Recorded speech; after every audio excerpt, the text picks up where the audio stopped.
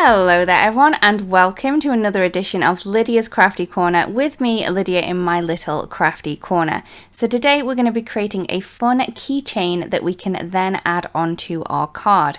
So to start with, I'm going to be using the Fresh Cut Roses stamp set from Altenew, and I'm going to be using this large image here, and it will shrink down. Reason being, we're going to be using some shrinky dinks, and I am going to be using the frosted kind. Now I'm going to be taking that large image like I said before, and I'm going to ink that up using some of the Obsidian ink from Altenew, and I'm going to be stamping that down onto the coarse side of the shrinky dink plastic.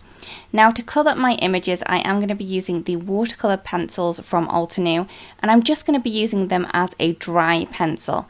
I'm going to start with the leaves and stems, and for these ones I'm going to be using the Shadow Creek.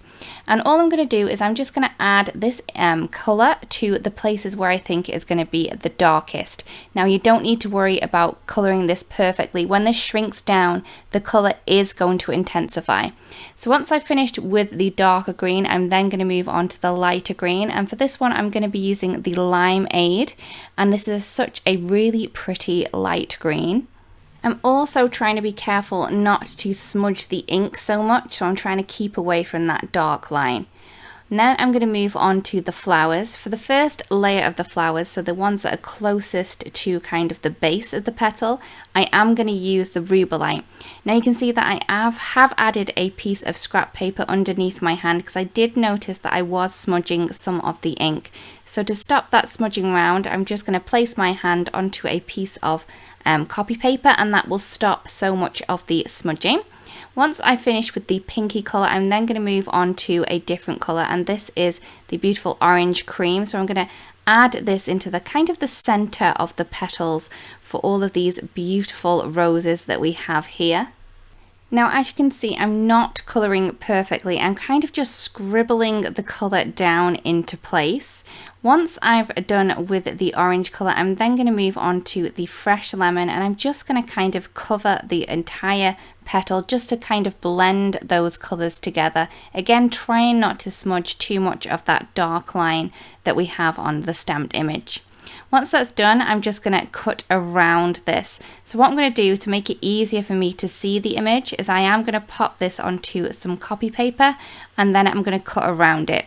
I am leaving a little bit of a border around the edge. We're not going to be able to see this because it is going to go clear when we kind of shrink this. But I am also going to leave a space just between that little bud and the leaf right here, just so I can then create a hole. So this part I haven't cut, I've kind of kept it there so I can then have somewhere to have my little hook when we do pop that in. So I'm then going to create my hole, and I'm just using a little file that I have. This is a round file, it is metal, and I'm just going to push it in, but you could definitely use a hole punch if you wanted to as well.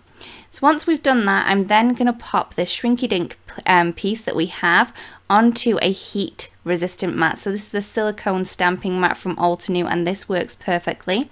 You are going to need some kind of stick to help you keep everything nice and straight while this does kind of shrink up. Now it will only shrink so much, and once it is shrinked to its last, you're going to want to place something nice and flat on top of it, and that will make sure that it's going to keep it nice and flat. So once it's been shrunk with my heat tool, I'm then going to create the little clasp.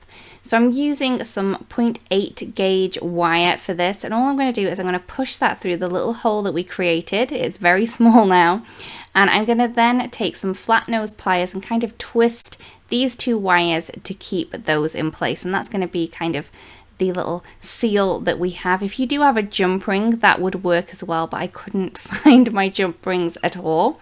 I'm then going to leave around about an inch on top of that little kind of twist that we've just created, and I'm then going to create a circle loop in the top. So I have some round nose pliers for this, and I'm just going to kind of push these around, keeping them nice and tight around the top end of the round nose pliers to create a little loop in the top of this clasp that we've just created here. Once I have that, I can then add that on to a ring. So this is like a keychain ring, and I'm just going to add this on. I'm always struggling with these when I'm trying to put keys on, so I did speed this up quite a little bit because I did struggle a little. So once we have that, we have our very pretty keychain ready to go and add to a card. So I have a card base which is 4 1/4 by 5 1/2, and I'm just going to add a piece of pattern paper. Now this is from the Essential Black and White 6x6 paper pack, and I'm just going to add some glue tape behind that and then cut off any of the excess. I then have a round white cardstock die cut, which I used the Halftone Circles Nesting dies, and I'm going to be using the All Things A for my sentiment. I do want this curved, so all I'm going to do is I'm going to curve that while it's on my acrylic block, and it will stay in place nice and curved, so I get that curve of that circle. I'm then going to ink this up using some Obsidian ink and then stamp that into place.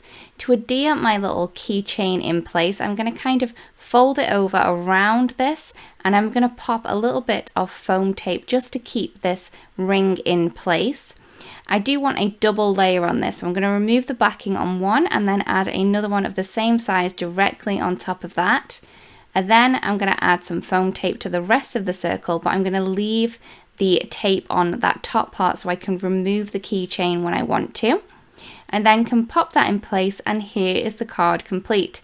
So all you're going to need to do when you want to remove the keychain is just kind of pull that bit up, and then you can pop it back into place on that little foam tape keeper that we have on the back there. So here is the card complete. Again, I really do hope that you like the card and that you've enjoyed the video with the techniques involved. If you do create a card inspired by this, it'd be great if you do share because I'd love to see. Thank you so much for watching, everyone, and we'll see you again really, really soon. Bye-bye. Hello there, crafty friend, Lydia here. Just popping in to say that you can get your daily dose of crafting tips, techniques, and tutorials just like this by subscribing to the Altenew YouTube channel. All you need to do is click on that little bell up there and you will never miss a video. Thanks for watching. Bye bye.